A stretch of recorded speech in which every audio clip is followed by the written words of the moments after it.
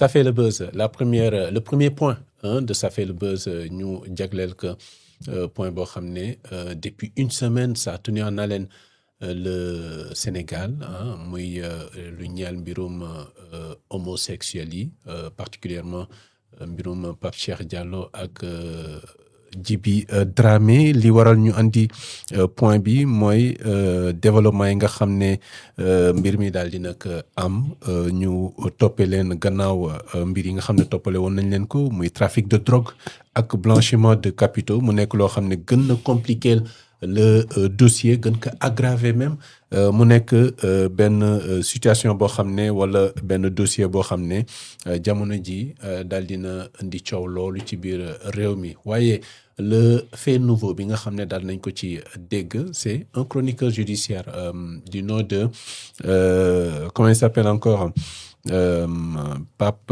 Ndiaye mi nga xam ne daal dina wax ne Pape Cheikh Diallo bientôt on peut le libérer pour raison de santé un commentaire sur la question Moustapha ñu tàmbaleek yow tey.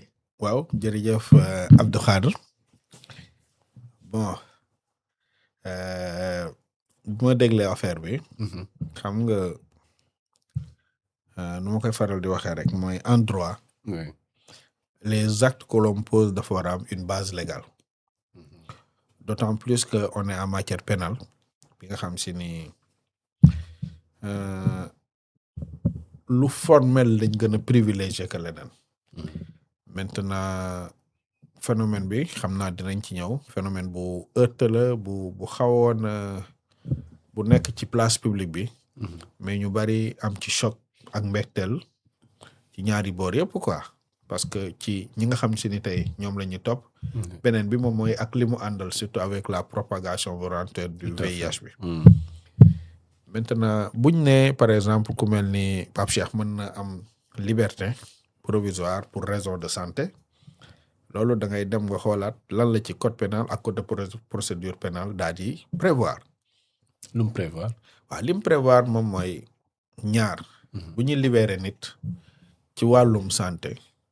il faut ñu arriver à prouver que état de santé bi mu am moom c'est pas compatible avec le milieu carcéral et même milieu carcéral bi nga xam si ni tey c'est pénitentiaire parce que il faut faire la différence entre les deux.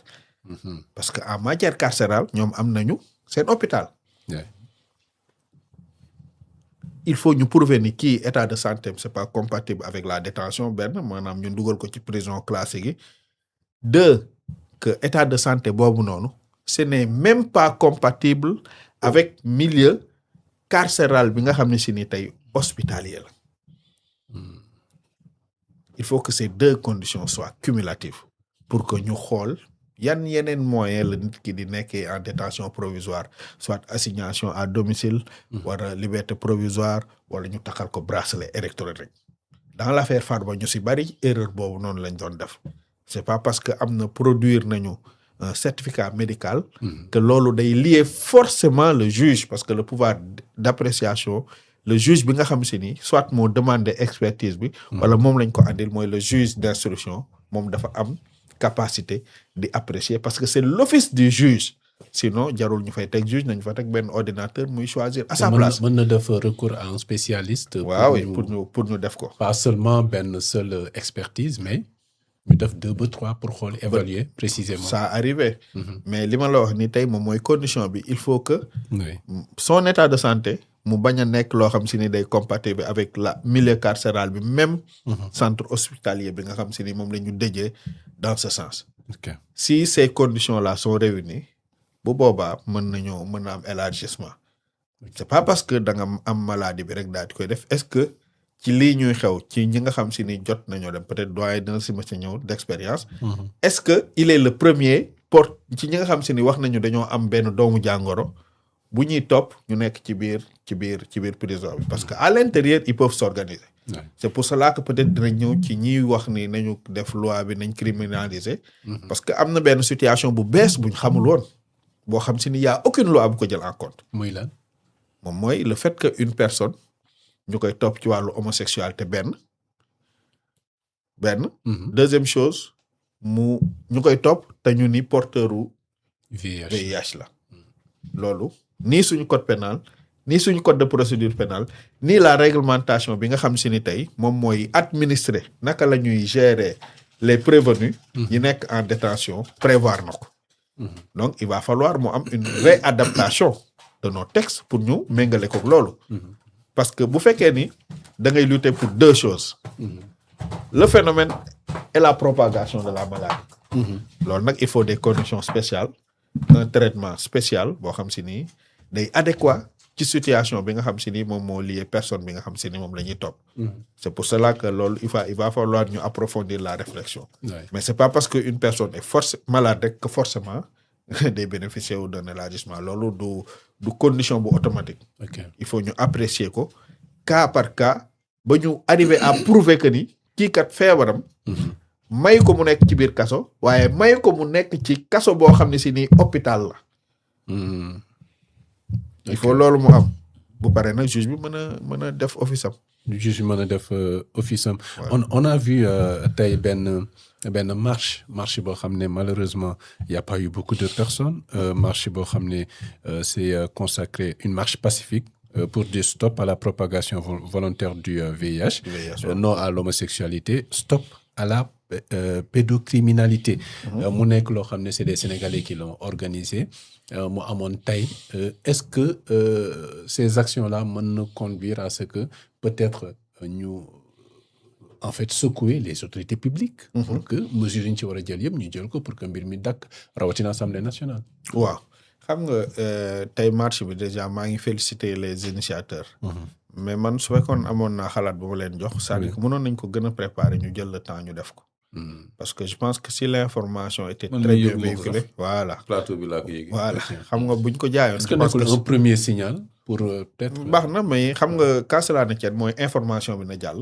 mais bu ñu defoon communication bi ci waat je pense que nit ñi dinañ fa ëpp loolu. tout à fait parce que doyen nee na mi ngi koy door a yëg te yaakaar naa ni moom xam naa ni bu ko teeloon a yëg dina ci dem. mais man ça m'a échappé man yëgoon naa ko sax ba xalaatoon dem ci mais daf ma échappé avec le samedi ak préparation ñëw fii.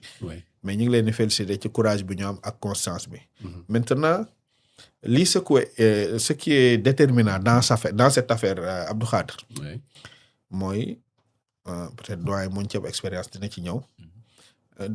doyen ci expérience bu nga am ak ci li nga xam man de ci connaissance bi ma am ci bu ndaw.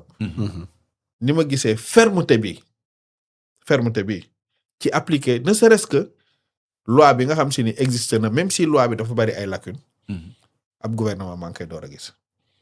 actuellement il y a au minimum une vingtaine wala une trentaine d'homosexuels qui ont été appréhendés ñii ñu jugé leen am na ñoo xam si ne atte nañ leen ba pare. c'est pour cela qu'il faut féliciter le procureur di ko 5 ans de condamnation ferme.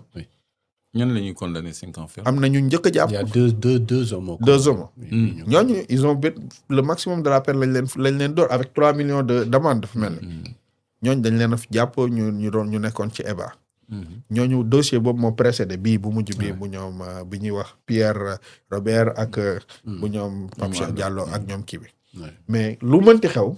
mooy bu njëkk ba daan nga dégg ni jàpp nañ leen nga jékki-jékki ni dem nañu gendarmerie dossier bi du mës a yegg ci tribunal wala ci kanamu juge d'instruction. c'est ça mais lii moom on constate que les autorités ils ont laissé faire la justice les autorités policières et même les autorités yi nga xam si ne ñoo yor en charge la poursuite.